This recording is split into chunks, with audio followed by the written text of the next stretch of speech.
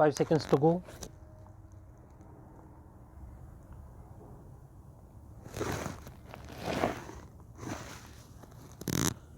Start. Sir, Article 14 of the Constitution guarantees you equality of opportunity. It disallows any kind of discrimination on the basis of place of birth, sex, religion, etc. Why should this alone happen that when it comes to the question of recruiting men to the army or the armed forces, you should think of the volume of population, the number of recruitable male population in a state, and then base your recruitment to a particular regiment on the basis of these figures. So, I would plead that the whole matter be reconsidered.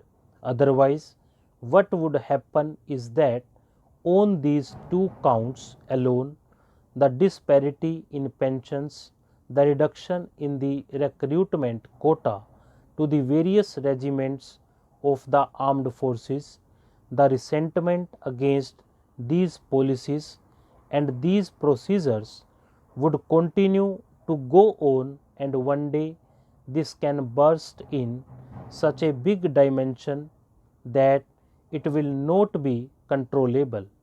I would also plead for some other benefits to the ex-servicemen.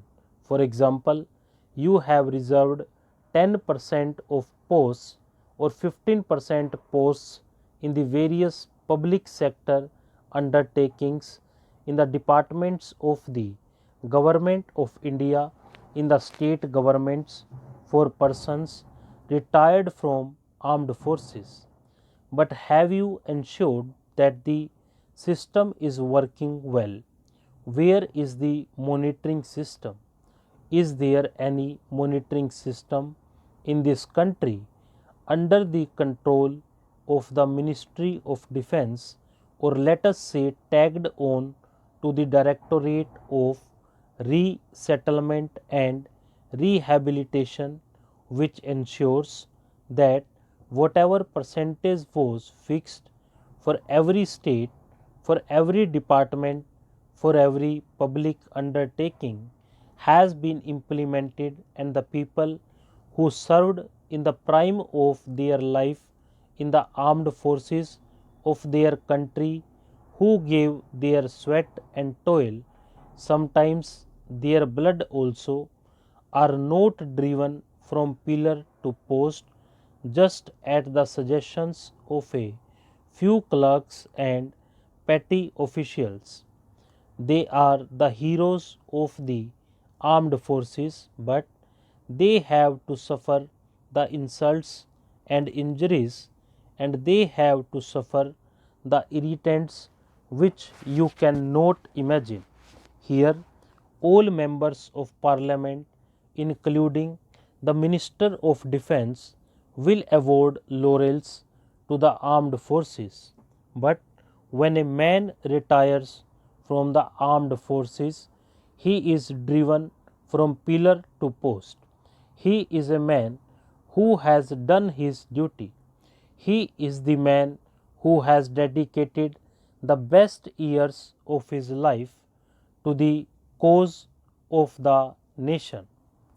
I would like to talk about the small benefits like setting up of CST canteens. They should be ensured about them. There are large chunks of areas where they cannot find the necessities of life. Every suggestion that is made by the member of parliament here, or made by any persons in the public life, is scoffed at by bureaucrats because it has emanated from the representative of the public, because it has not come from the files of petty clerks. Therefore, I would plead that there should be system in which You not only look to the people serving in the armed forces, but you should look to the areas they are serving, and there should be development.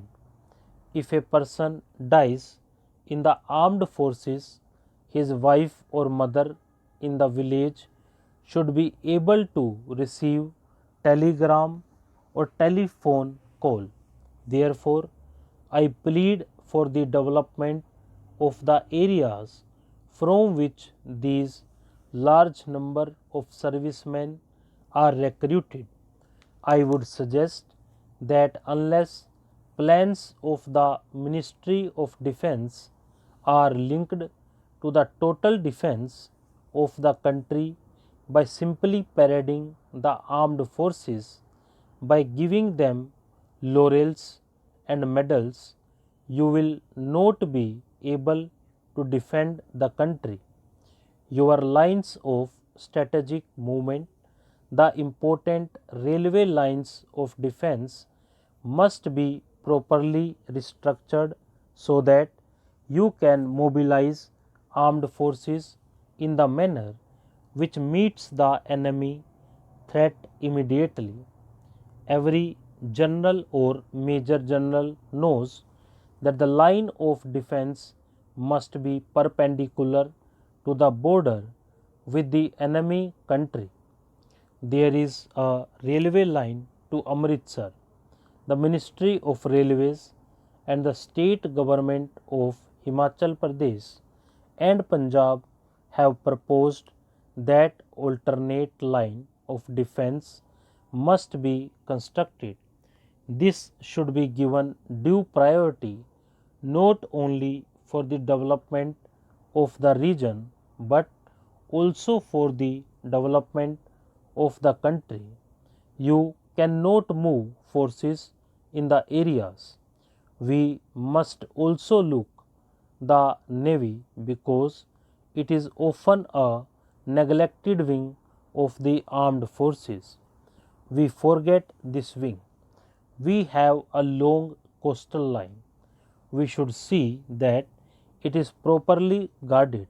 Now that the Indian Ocean is going to become the seat of gunpowder with the US design looming dark in the horizon, we must not risk. We should be alive to the threat not only from across the borders but also from the coastal side. I would very much like that the Indian proposal to treat the Indian Ocean as a zone of peace should be accepted by all nations of the world.